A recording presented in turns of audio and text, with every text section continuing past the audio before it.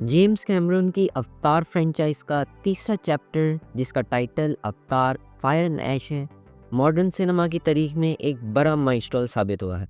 19 दिसंबर 2025 को रिलीज़ होने वाली ये फिल्म ना सिर्फ अवतार द वे ऑफ वाटर का अगला हिस्सा है, बल्कि ये पंडोरा की कुदरत, कल्चर और वहाँ के रहने वालों की ज़हनी कश्मकश का एक गहरा मुताला भी है। तकरीबन $400 मिलियन के बड़े बजट और 197 मिनट के लंबे रन टाइम के साथ ये फिल्म सिर्फ ऑडियंस के सब्र का इम्तिहान लेती है, बल्कि सिनेमैटिक टेक्नोलॉजी की हदों को भी नए मुकाम पर ले जाती है। इस रिपोर्ट में फिल्म के plot, characters, technical innovations, box office collection और उसके कल्चरल असरात का गहरा एनालिसिस किया जाएगा। इस फिल्म की सबसे बड़ी टेक्निकल बात इसका हाई फ्रेम रेट HFR का इस्तेमाल है। आमतौर पर फिल्म्स में 24 फ्रेम पर सेकंड FPS पर चलती हैं, जो हमारी आंखों को एक सिनेमैटिक फील देती हैं। लेकिन कैमरॉन ने एक्शन सीन्स के लिए 48 FPS का इस्तेमाल किया है। 48 FPS का फ़ायदा, इससे एक्शन इतना स्मूथ हो जाता है और साफ दिखाई देने लगता है कि आप खुद वहाँ मौजूद हों। बैकग्राउंड ब्लर ख़त्म हो जाता है, हर डिटेल बिल्कुल रियल लगती है।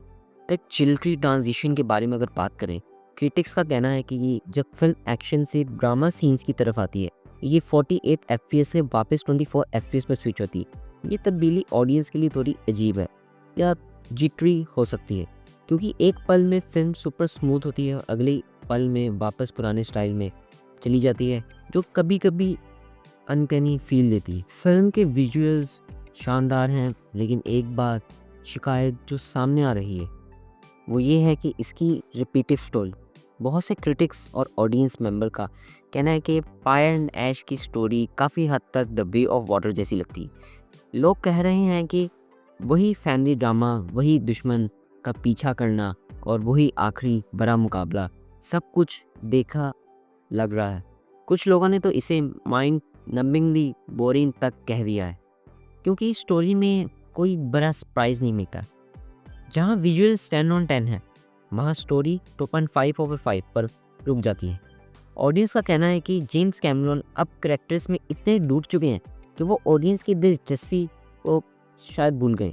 इस बार अगर नए किरदारों की बात की जाए तो हमें मंगवान क्लैन से मिलवाया गया है, जिन्हें ऐश पीपल कहा जाता है। ये लोग आग की पूजा करते हैं और आम नावी के मुकाबले में काफ़ी पुरतशद्दुद वायलेंट हैं।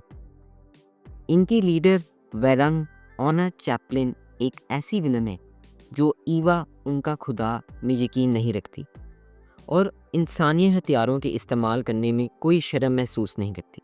वेरंग और क्वीज की जोड़ी इस फिल्म का सबसे इंटरेस्टिंग और ख़तरनाक पहलू है। अवतार फायर एंड ऐश उन लोगों के लिए तो तोहफा है जो विजुअल्स और 3D एक्सपीरियंस के लिए सिनेमा जाते हैं, लेकिन अगर आप एक नई और अनोखी कहानी की तलाश में हैं तो शायद आपको थोड़ी मायूसी हो। हमें जेम्स कैमरन का शुक्रगुजार होना चाहिए कि उन्होंने ये फ़िल्म बनाई, लेकिन उससे ज़्यादा शुक्रगुजार हमें गोविंदा सर का होना चाहिए। सोचिए, अगर उन्होंने कैमरन का ऑफ़र एक्सेप्ट कर लिया होता तो आज हम जेक सली को नहीं, बल्कि चीची भैया को पेंडोरा के जंगल में सोना कितना सोना है पर डांस करता हुआ देख रहे होते। शायद इसलिए कैमरन ने फिल्म का नाम अवतार फायर एंड ऐश रखा है, क्योंकि गोविंदा सर के बिना फिल्म में वो आग नहीं रही। इसमें मेन विलन बैरन और क्विरिच है। इसका बेस्ट वे टू वॉच है IMAX 3D 48 FPS के सपोर्ट के साथ। मेजर क्रिटिसिज्म इस फिल्म पे जो है उसका रिपीटेड प्लॉट और लेंथ है।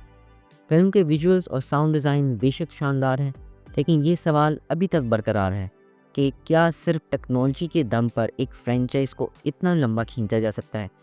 अगले पार्ट्स अवतार 4 और 5 अब 2029 और 2031 में आने वाले हैं। तब तक के लिए ये विजुअल्स ही हमारी यादों में रहेंगे।